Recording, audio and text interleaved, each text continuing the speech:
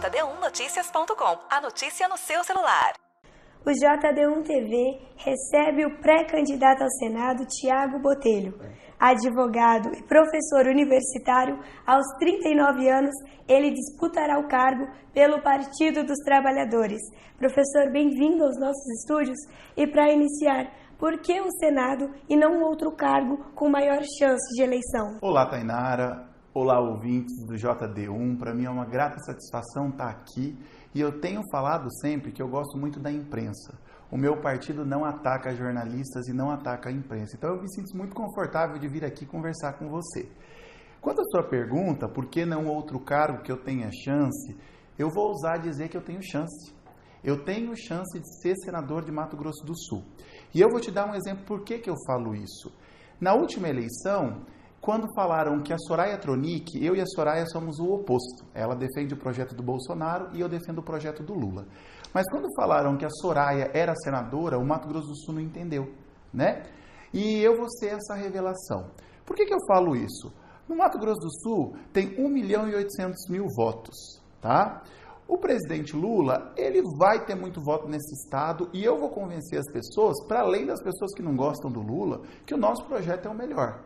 O nosso projeto é o projeto de um jovem, de um filho de uma professora, de um filho de um agrônomo, servidores públicos da classe média sul-mato-grossense, que entende que a política não é só o local de quem tem dinheiro, não é só o local de quem tem propriedade privada e muita terra, como a ministra Tereza Cristina. Eu sou uma pessoa, filho da classe média, que vou lutar muito pelos direitos dos trabalhadores, das mulheres, do pequeno empresário. Então, assim, eu estou muito confiante. E eu não disputo outro cargo, não é porque eu não vejo importância, eu vejo importância no vereador. Eu acho que o cargo de vereador é um dos cargos mais importantes, porque está no município lutando pelos interesses dos cidadãos de cada município. Mas porque eu entendo também que, por que não um senador jovem? Por que não um senador professor?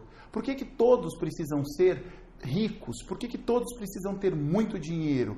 E eu vou mostrar que pode ser diferente. Então eu estou muito confiante, Tainara, de conseguir representar. Nós temos 3 vagas de Senado, e eu gosto de explicar para as pessoas, o senador, ele tem como objetivo defender os interesses do Estado.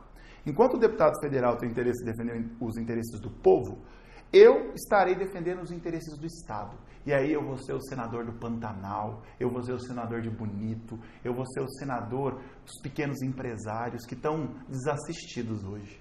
O senhor fala muito em educação. E como um mandato no Senado seria útil em favor dessa causa? Então, eu falo muito em educação porque a Constituição Federal fala muito em educação. A educação é um direito social, está posto como um direito prestacional do Estado, ou seja, educação não é caridade, educação não é gasto, educação é investimento. E enquanto senador, nós temos que defender a educação em todos os níveis. Eu sou um professor universitário. Nós tivemos cortes de investimentos na educação superior, mas nós temos um ensino médio, um ensino fundamental ainda mais precarizado. Então, eu serei o senador que irá sentar com todas as categorias, com professores, com os profissionais da educação, com os alunos, e nós vamos discutir qual a educação que o professor Tiago Botelho vai defender lá no Senado.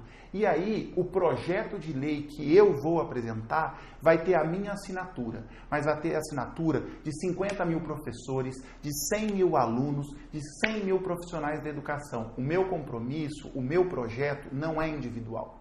O meu projeto de educação é um projeto que escuta, que ouve, que fala com as merendeiras, que fala com os profissionais do ensino médio e fundamental e que constrói um projeto para melhorar a educação de Mato Grosso do Sul. A educação de Mato Grosso do Sul não está boa e a culpa não é dos professores e a culpa não é dos profissionais em educação. A culpa é de muitos agentes políticos que sequer cumprem o piso salarial. E aqui, aos prefeitos de Mato Grosso do Sul, cumpram o piso salarial. Investir em professores é investir em formação.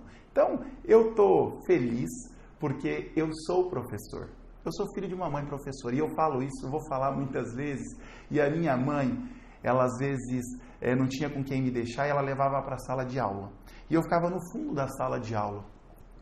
E eu olhava aquela mulher com 4 filhos e eu falava, que bonito é essa profissão. Você dedica a sua vida a formar cidadãos. Então, eu, enquanto senador, eu vou ter um carinho muito especial. A educação, no nosso mandato, vai ser prioridade. O senhor terá qual ganho na sua região por ser de Dourados? Eu vou ser do interior e da capital. Né? Eu entendo que a capital é um local bonito, um local de muitas oportunidades. Eu passo ali no Parque das Nações Indígenas, eu falei hoje para minha mãe, toda cidade tinha que ter um Parque das Nações Indígenas. Administrar a cidade não é só fazer asfalto, é importante, não é só construir estruturas físicas, é construir lazer. A menor cidade desse estado tinha que ter um parque das nações indígenas, um parque para valorizar a cultura.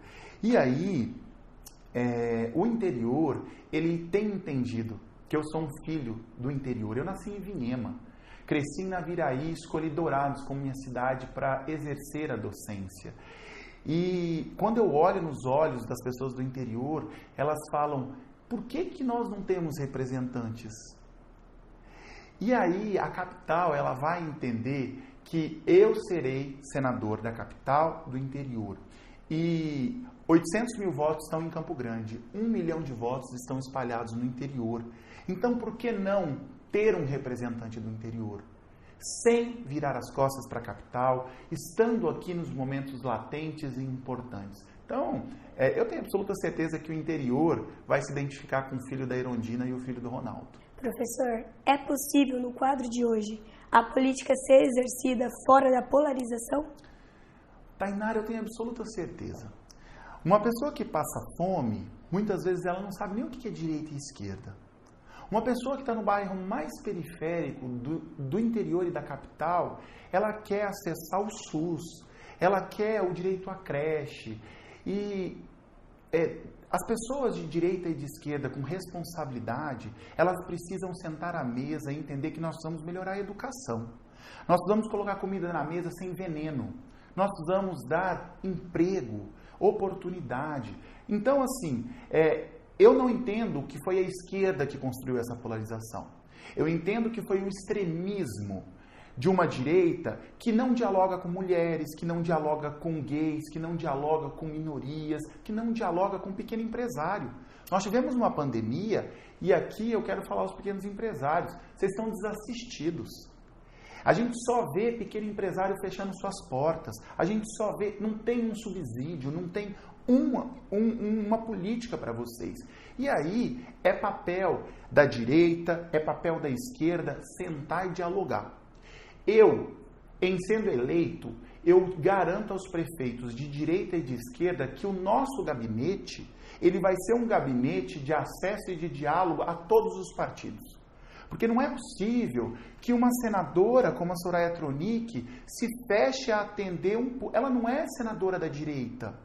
Ela é senadora do Sul Mato Grossense. Que dia que a Simone Tebet conversou, foi para o interior desse estado, sem época de eleição? Que dia que o Nelsinho sentou com o sindicato dos professores para discutir o piso salarial? Então, eu entendo, e eu tenho... As pessoas falam, nossa, mas você é de esquerda. Eu estou num partido de esquerda, mas eu sou muitas pessoas. Eu sou cristão, eu sou evangélico, eu sou advogado, eu sou professor e eu sou além do meu partido. Eu defendo o meu partido porque eu entendo e o que eu defendo, o PT defende. Que é o direito dos trabalhadores, é o direito das mulheres, é o direito das categorias, dos médicos, dos empresários. Eu nunca vi, como eu vejo muitas vezes, os parlamentares do PT votando contra um trabalhador. A bancada do PT votou contra a reforma trabalhista, que retirou o direito dos trabalhadores. A bancada do PT votou contra a reforma, votou contra a retirada de direitos da Previdência. Então, mas eu entendo que é chegado o momento de romper com a polarização. É chegado o momento da gente dialogar, olhar nos olhos. Eu sou amigo, por exemplo, de um deputado federal que é de direita, o Fábio Tradi. Ele é de centro-direita, exerce um mandato exemplar no Mato Grosso do Sul, defendendo direitos, divergimos em alguns pontos, mas isso não me torna inimigo dele. né? Eu tenho amigos de direita que a gente senta, não concordo com nada. E se o Bolsonaro me chamar para conversar com ele, eu converso.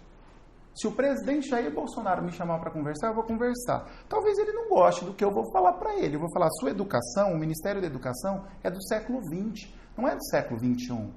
O seu investimento em saúde é precário, mas eu dialogo e a gente tem que romper o extremismo, em especial o extremismo posto pelo presidente Bolsonaro.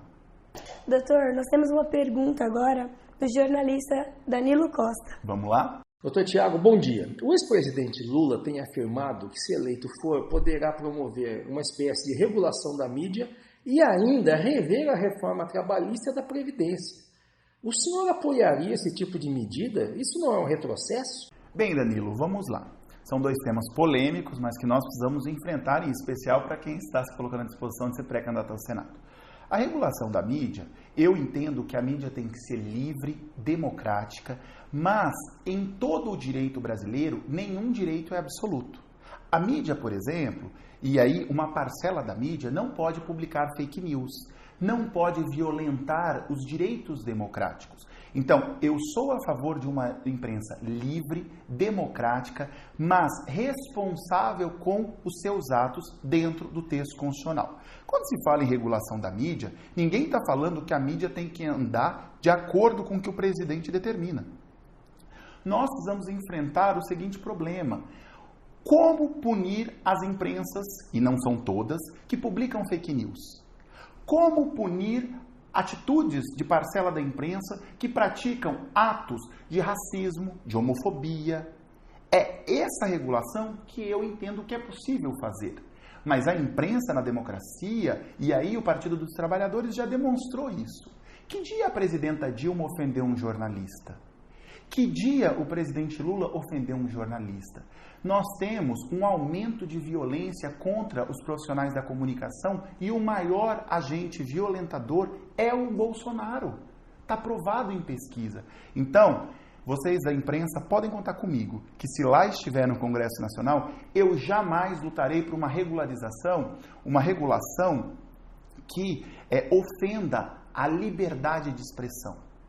A imprensa tem que criticar, tem que me criticar, tem que criticar a direita e a esquerda. O que não pode é violentar a Constituição. Então eu sou muito tranquilo, Danilo, quanto a isso.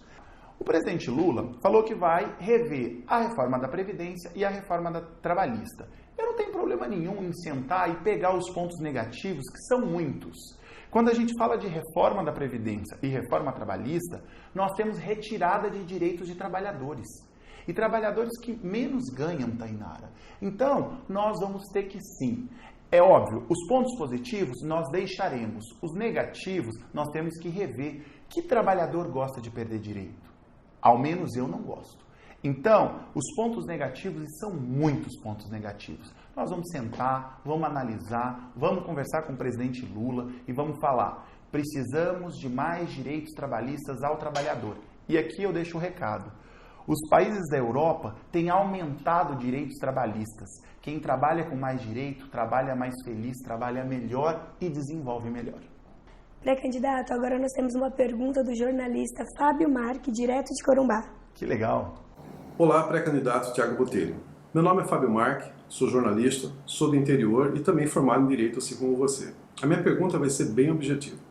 Nas eleições de 2018, o sul-mato-grossense acabou elegendo, além dos candidatos que são players antigos no mercado, nós acabamos também elegendo candidatos que não tinham experiência alguma e que, de certa forma, em algum momento acabaram trazendo desconforto, embaraço, até mesmo vergonha para o nosso Estado. Eu quero saber do Tiago o que o Tiago tem para oferecer, porque afinal de contas você foi uma surpresa, ninguém esperava o seu nome. Além de ser o candidato mais novo, né, ao Senado nessas eleições, eu queria saber qual que é o diferencial. Por que o sul-mato-grossense deveria, por exemplo, apostar em você e não um player assim, que tenha mais tempo no mercado? Você se sente realmente preparado para isso? O que você tem de diferente para trazer para o nosso Estado? Afinal de contas, o cargo de senador é um cargo muito importante, porque ele não visa apenas o interesse do nosso Estado, mas sim também os interesses da República. Então, eu gostaria de ouvir isso do senhor. Muito obrigado. Ser jovem não é sinônimo de incompetência e ter experiência não é sinônimo de competência, né? Eu estou preparado aos 39 anos para ser um dos mais jovens senadores da República Federativa do Brasil. E eu falo isso porque eu não caí na política para ser um outsider. Eu não caí na política para ser uma pessoa que nega a política, que nega a Constituição, como muitos que chegaram nesse momento acabaram sendo eleitos.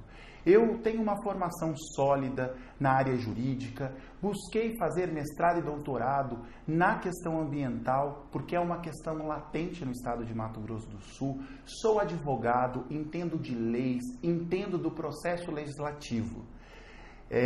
A vida, ela me trouxe até aqui. Eu sou professor de Direito Constitucional. E da Constituição eu entendo, porque é nela que está os poderes constituídos da República. Eu dou aula há mais de 10 anos sobre o poder legislativo, como se constrói leis, como se revoga leis, como se faz medidas provisórias. E eu estou muito tranquilo, porque eu vou apresentar ao sul-mato-grossense a jovialidade, mas também a competência de um jovem.